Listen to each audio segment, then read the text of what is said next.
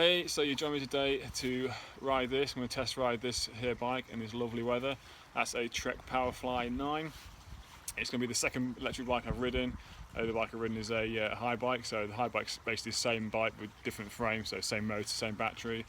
I only rode the high bike on the road, wasn't too keen. Basically, £50 bike, feels great up to 15 miles an hour, then you basically got to deal with a £50 bike. So I didn't appreciate it basically.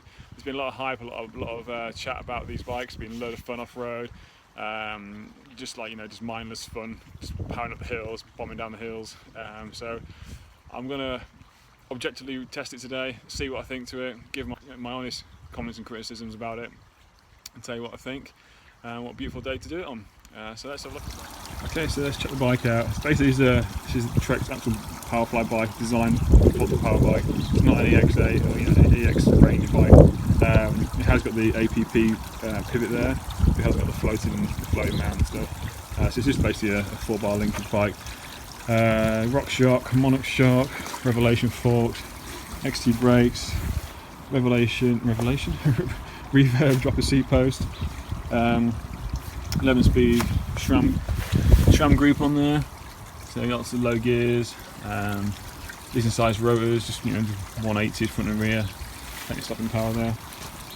But the main bit is up front, so you've got your dashboard, here you've got your setting in turbo, sport, tour, eco, and then off. So these are basically just different settings, different power settings you get.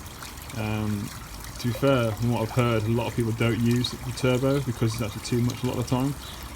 Most of them are sport or tour.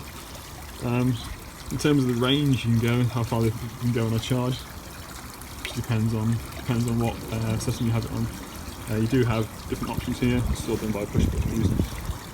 By pressing the I button, it takes you through everything to get your clock. Maximum speed, average speed, your trip time. The range, that tells you how far you're going, so obviously going to vary depending on what setting you're on. Odometer, trip distance, clock again, so just basic stuff that you need to know. I don't know what the weight is on this. I'm guessing it's going to be in the high 40s, if not 50, like the high bikes, but it seems lighter than the high bike that I use, but I'm not yet weighed this one yet. So what's it really like? It's a great little bike. It's not a bike for me. If you've got some sort of experience with riding, if you're quite an advanced rider, you can have a laugh on it. It flies up hills. I was bobbing up hills at 50 miles an hour. You're going to get KOMs on Strava, but it's the hollow victories. So but the issues I had with the bike is its weight.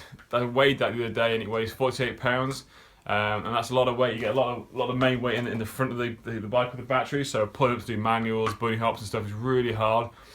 Even just popping off, say, like a rock or an obstacle, it doesn't want to do it. I've ridden heavy downhill bikes like Brooklyn Machine Works, stuff like that, and they're actually more agile, even though they're really heavy. But this bike, it's just something about the weight distribution and everything else does not kind of sit right with me. The brakes, XT brakes, they're horrendous. I was shooting corners, you couldn't get the back wheel skid because the weight of the bike just can carry you forward. Manoeuvring the bike uphill, so you go up the hill really fast. And as you go up a hill, the obstacles are different to when you're going downhill. So, say you come to like a rock or a technical section, you need to pull the bike up to hop it onto the obstacle to pedal up. You can't do it; it's just too heavy. So you basically just plow into everything.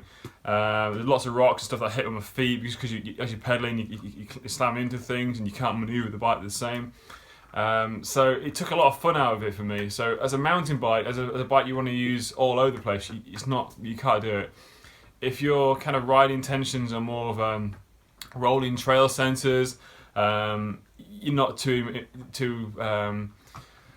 I say technically minded, but you're not too aggressive a rider, I guess. So you don't want to chuck it about more, and you're basically out for the ride and want to enjoy it.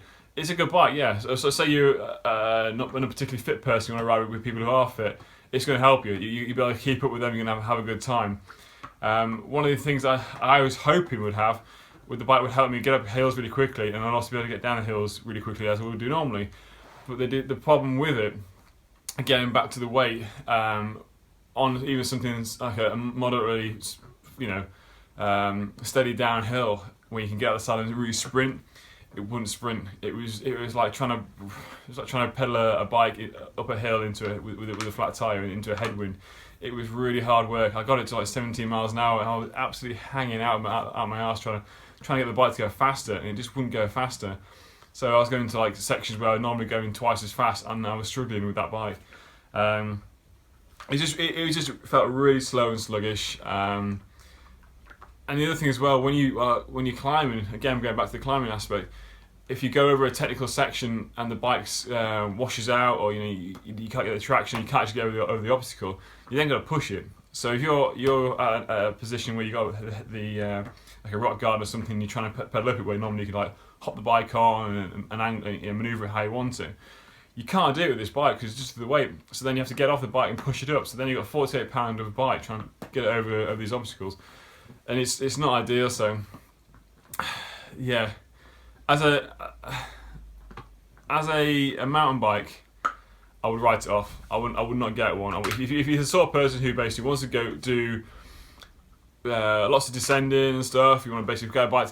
You haven't got an uplift or anything. You're thinking, okay, an electric bike means I'll be able to ride to the top of the hill really quickly, ride down the hill. No, unless the sort of downhills you're riding are smooth rolling, not very technical, then yeah, it's going to help you. But if you're a sort of person who wants to bike to get up a hill quickly, so you can get down the hill quickly, it's not going to do it.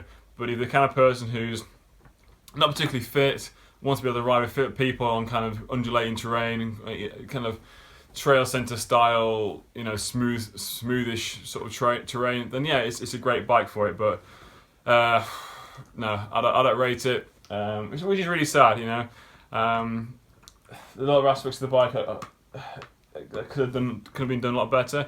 But I think the manufacturers are kind of torn between what they can do in relation to the battery and the actual motor itself.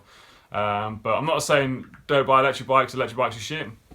I'm just saying at the moment I don't think they're particularly there right now. Give it like 10 years time, the bike's going to be lighter and they're going to be more agile. Then yeah, it's probably something to look at. But right now, I don't rate it. Peace.